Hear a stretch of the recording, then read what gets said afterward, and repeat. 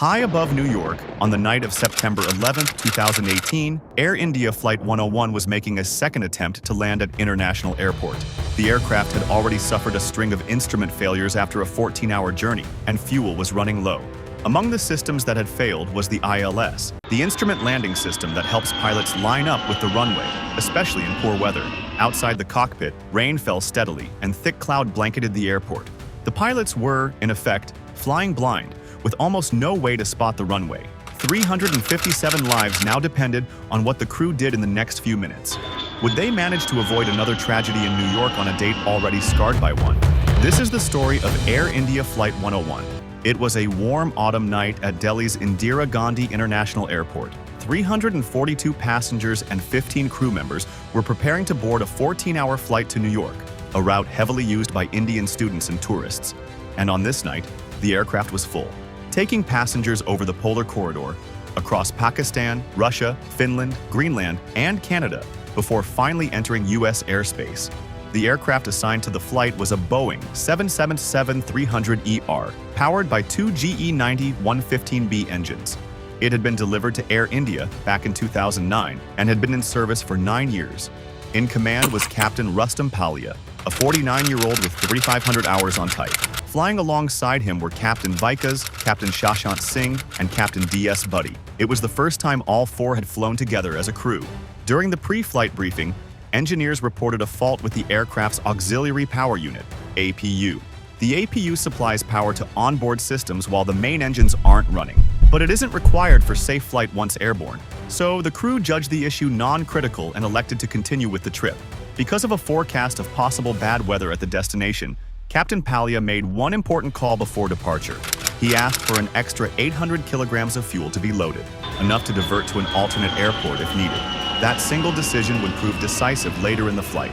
With clearance secured, the aircraft pushed back and departed Delhi roughly an hour behind schedule at 3:00 a.m. local time. Trouble began just 40 minutes into the flight, while the aircraft was crossing Pakistani airspace and climbing through 30,000 feet.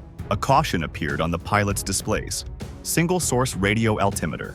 A radio altimeter measures an aircraft's height above the ground by bouncing radio waves off the terrain below and timing their return. Critical information for landing safely. The 777, like most modern airliners, carries 3 of these instruments for redundancy.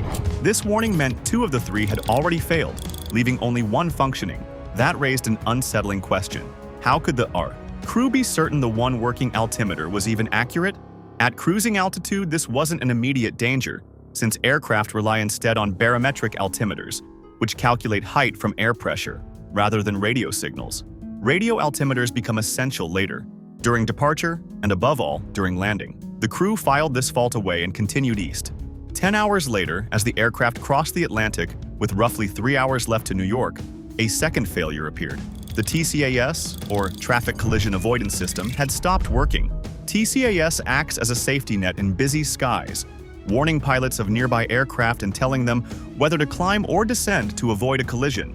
Like the altimeter issue, its loss wasn't a crisis at cruising altitude, where it mainly serves as a backup, but it becomes far more valuable during the high workload phases of takeoff and landing, when traffic is dense. Losing 2 unrelated systems within hours of each other troubled the crew.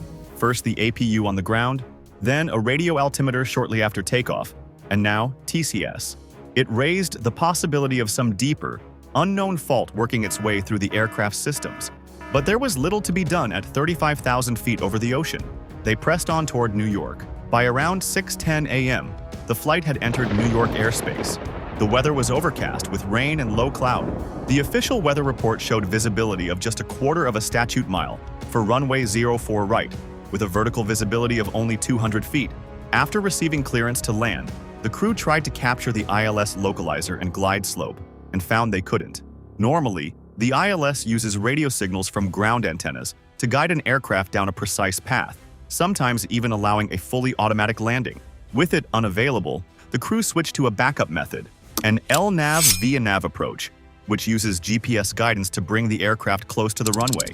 But GPS guidance is far less precise than an ILS, accurate only to around 0.3 nautical miles laterally, meaning the pilots would need to visually spot the runway themselves before reaching their decision altitude. If they couldn't see it in time, they would have to abandon the approach and go around. As the aircraft closed in on the runway, the crew lowered the landing gear, and immediately another alarm sounded, warning that the gear wasn't fully extended. The pilots worked through the emergency checklist and discovered it was a false alarm. The gear was down after all.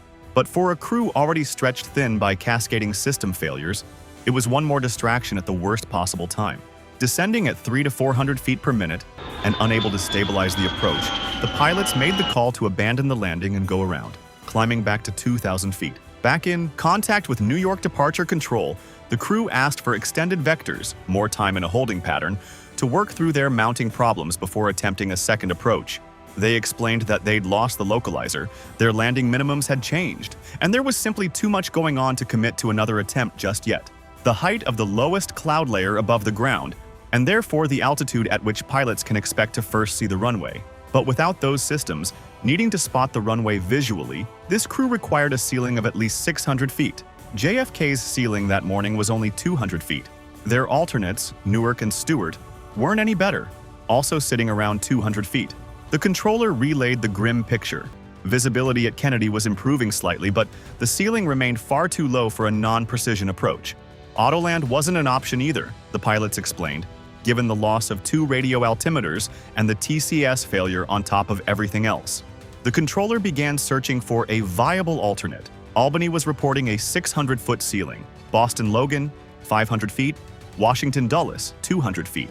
All were within reach fuel-wise, but the crew needed somewhere close. Diverting further out to Boston or Washington risked burning through fuel they simply didn't have left to spare. Pittsburgh briefly came up as an option at 2,500 feet, but it was too far to reach safely. The controller then suggested Bradley International, with a 500-foot ceiling, or Newark, which had just issued an updated weather report showing conditions had improved to a 400-foot ceiling. Still below the 600 feet the crew wanted, but the best option within reach.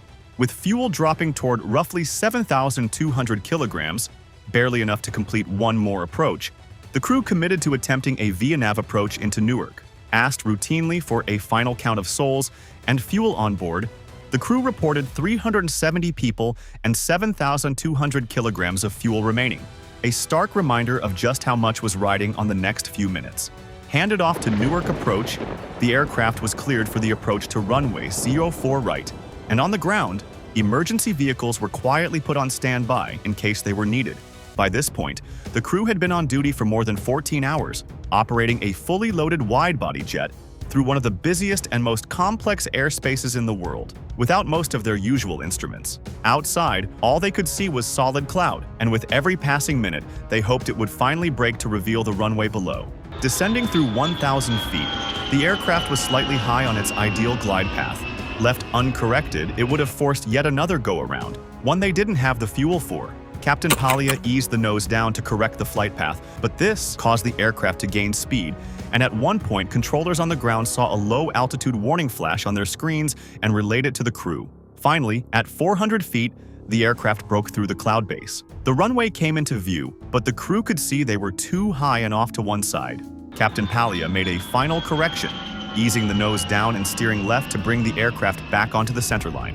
After nearly 15 hours in the air, Air India 101 touched down safely on runway 04 right at Newark. Emergency crews offered assistance, but the pilots, having landed without incident, declined. Just 10 minutes later, as the aircraft taxied to the gate, a thunderstorm swept over the airport. Had the crew's approach been delayed by even 5 minutes, or had a second go-around been necessary, a safe landing may not have been possible at all.